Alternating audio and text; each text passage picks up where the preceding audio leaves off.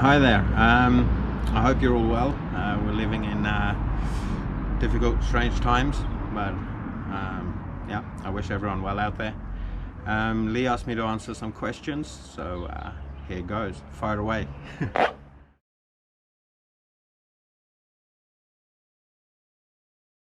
Well, schoolboys. I spent time racing in the UK, but also spent a lot of my schoolboy career in Sweden.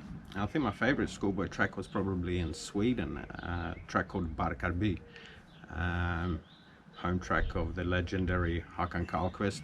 A real old school track, big hills, hard pack. If I'd have to say a track in England as a schoolboy, Golding Barn. I just really like big, hilly, gnarly tracks. And as a pro, same as I always say, Namur, just a fantastic venue, awesome place to ride, bit scary sometimes, but Namur definitely.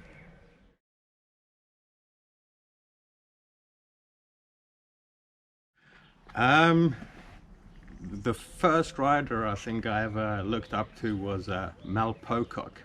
Mel Pocock Senior, that is, the old one of the two. I must have been about 10 or 12 years old, racing, I guess it must have been Holeshot Schoolboy Scramble Club, and I remember standing next to the track watching Mel jump this uphill step up. I think I was a junior and he was an expert, so that was Mel Pocock was my first hero. And later on, when I moved to Sweden and was working in Karlqvist's bike shop, I think that was yeah, that was my real hero when I was a kid, Karlqvist.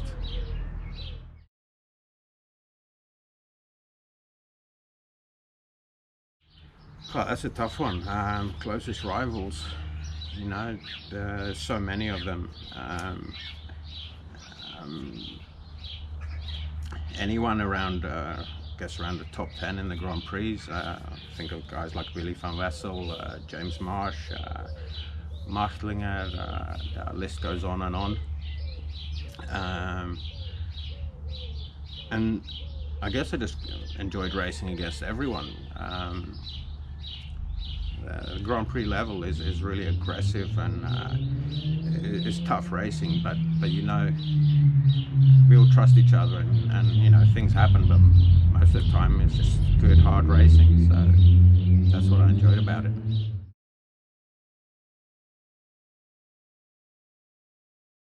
My favorite bike was my 99 CR500 from the Sarolls Honda. I really enjoyed racing with Sarolls, and 98, 99, I had that bike set up perfectly for me. It was just an awesome bike. It was really special. The engine was really special. I remember the first Grand Prix, it was 98 or 99, Castelnau de Levi. I was lined up with my two-stroke next to Johansson on the factory 4-stroke, Smets, Demaria, all those guys. Just pulled the perfect Holeshot with a two-stroke Honda. Yeah, love that bike.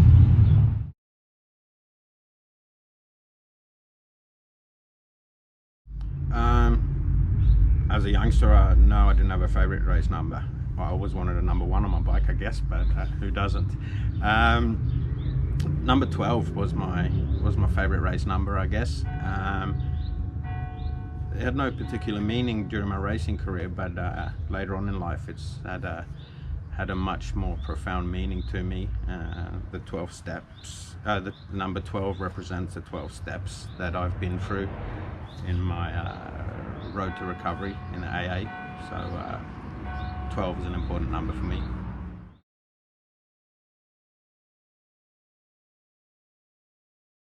Genk in Belgium. I hate the place. Ridden 2 Grand Prix there, and on both occasions did not qualify. I've done hundreds of laps, thousands of laps there practicing, and then on Grand Prix weekends there, I just I don't know. I just don't know what happens to me on that track. So yeah, definitely Genk sucks.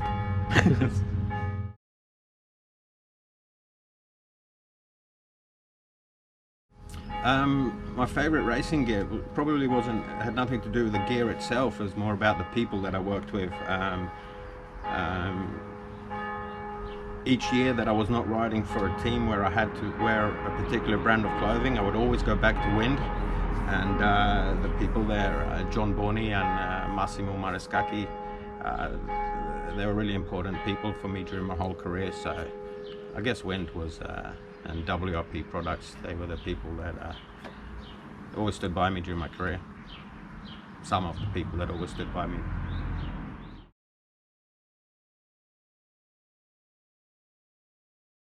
No, I didn't have superstitions as such, but I had routines, especially the last couple of hours leading up to a race. What time was I going to eat? But then, the way I got dressed as well. That sock had to go on before that one, that knee brace before that one. And if I'd had a really good race in a certain color gear, I would stick with that gear until I had a bad race, I guess.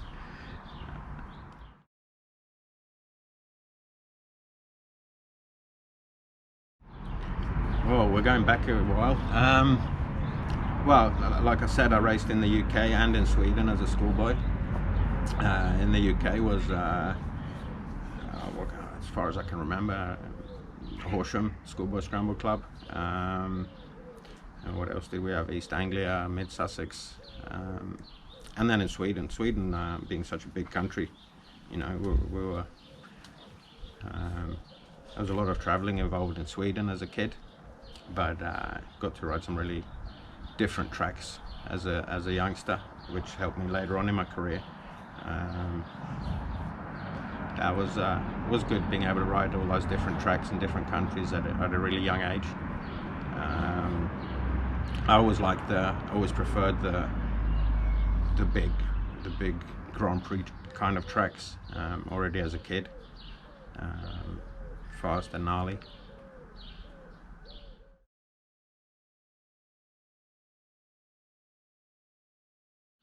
Well, the plan was to go riding now, yes. Rode for the first time again last year in Farley Castle after 14 years, and I just loved it.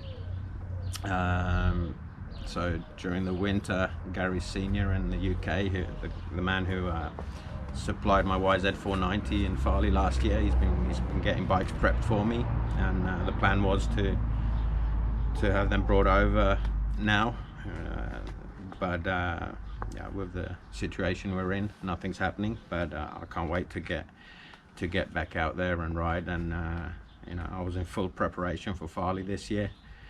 I'm just looking forward to this lockdown easing up and being able to do something again. But obviously that's not a priority. Just everyone being healthy is priority at the moment, so we'll see how that goes.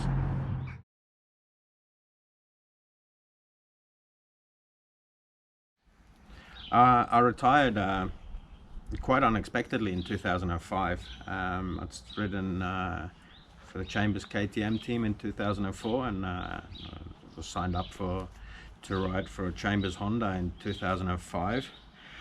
Unfortunately, right at the beginning of the season, the team got into financial trouble and had to shut down. So that left me without a ride in January of the 2005 season. I did carry on. Honda helped me out with bikes and parts, had some private sponsors, and I carried on till about June, but I was just struggling, training, being my own mechanic, organising everything. My wife was pregnant from our second child. It kind of made me think a bit more as well, especially after a huge crash in Japan which knocked me out. And I think it was end of June was the Italian Grand Prix. I just woke up Sunday morning and said, that's it, I'm stopping, and did about 4 laps that race on that day, and then and that was it, retired. It was a hard time. I was planning on riding for at least another 2 years. I felt that I was in good shape. I'd had a really bad injury in 2003 and broken my pelvis, and felt that in 2004 by the end of the season I was I was back at a good level, and I was really looking forward to 05 and the future, but things turned out different.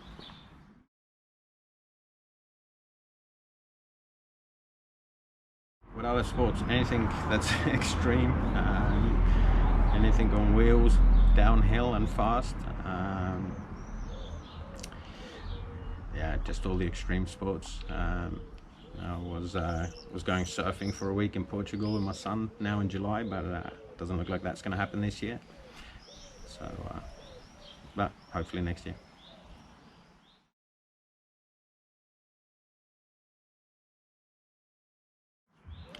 Well, my two podium finish in Hawkstone Park in '99 came quite unexpectedly. I started the race at about 10th position, and then moved my way up. And with a few laps to go, I got Rob Herring in my sights. He was running third, and I just put on this massive charge at the end of the moto and managed to get Herring for third. It was probably my most memorable race.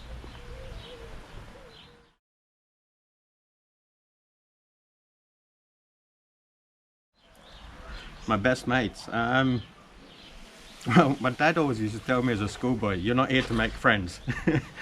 But motocross community is kind of special in that way, and everyone gets on. I considered most of the riders, to be friends. I used to hang out with Gert-Jan van Doorn quite a bit. When Albertine lived here in Belgium, I used to hang out with him. And do I keep in contact? Yeah, I'd regularly, send some messages or talk to some riders. Just chatting with Mark Jones the other day, top guy. Hello, Mark. Yeah.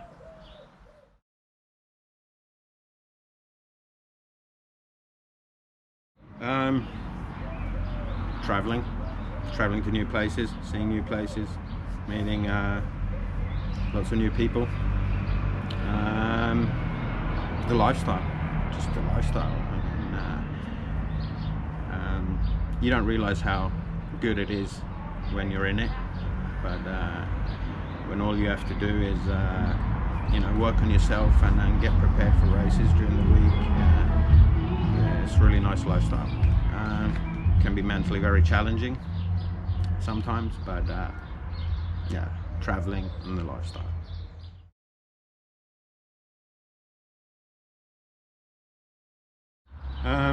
Regrets? No. I don't really have regrets, but leaving the Sarholz team in '99 to ride the factory VOR in 2000 was probably not my wisest of decisions. It was actually a terrible decision. So yeah, I should never have left the Sarholz team, especially not to go and ride on that bike. But that's the way things turned out, and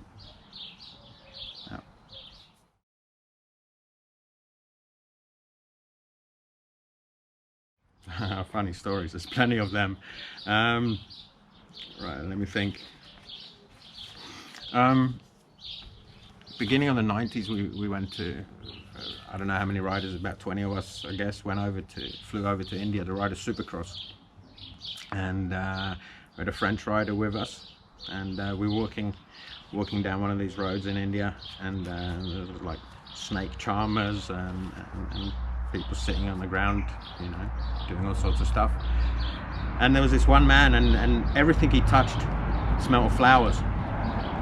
And one of the guys that was with me soon figured out he had this little pot next to him with a bit of powder in, and that powder really smelled of flowers.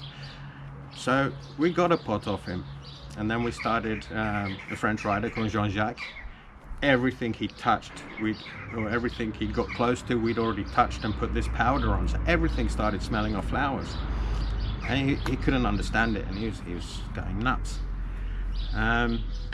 So this carried on for about a day or two, and on the final day we're at the airport, and another rider had got a hold of his wife, and Jean-Jacques phoned his wife in Paris, and she picks up and she says, Jean-Jacques, the whole house is smelling of flowers. There's flowers growing everywhere in the apartment. And yeah, so Jean-Jacques freaked out.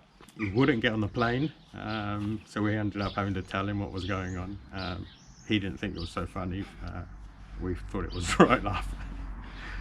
Sorry, Jean-Jacques.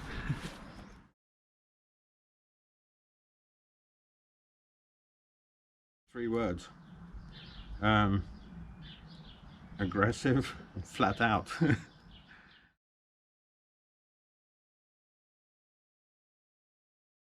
My strengths was basically my never give up attitude, and I was mentally quite strong.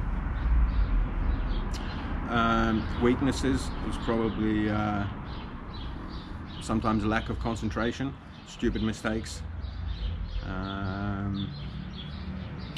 and every now and then maybe going over the limit, and some pretty big crashes during my career. Yeah.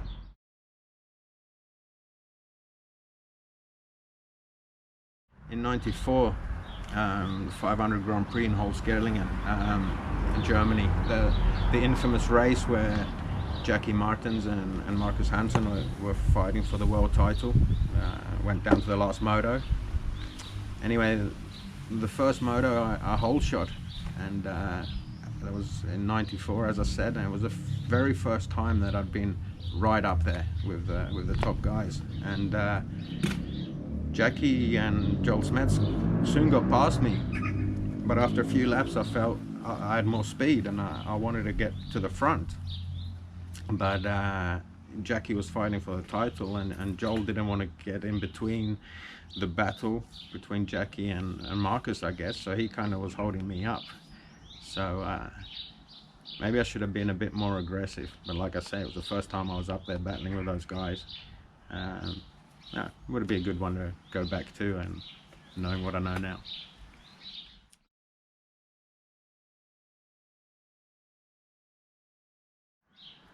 My best achievement in motocross. Instead of mentioning one of the races where I did really well, maybe the fact that I managed to have a career that spanned over 15 years, Grand Prix racing. There's not that many guys that have a career that long, so I guess that I'm quite proud of that achievement.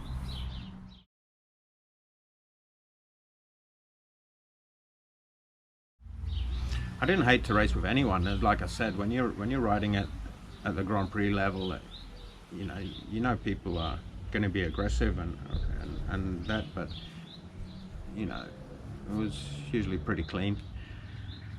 I didn't have one particular rider that I had several run-ins. There was one year maybe where I kept crashing, having I think about 3 or 4 times that me and Thierry Klotz from Belgium that we had run-ins. Funny enough, we were both riding on the VOR that year, and it was just freak accidents, things happen. And so no, there's not really a rider that I regularly had run-ins with.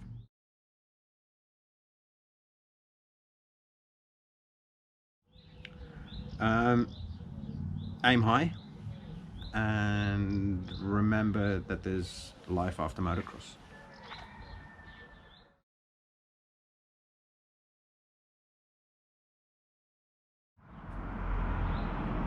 You'll just put that in. Okay. I don't know, what are they? Good. Christian Burnham on Facebook, and on Instagram, Christian Burnham. Yeah.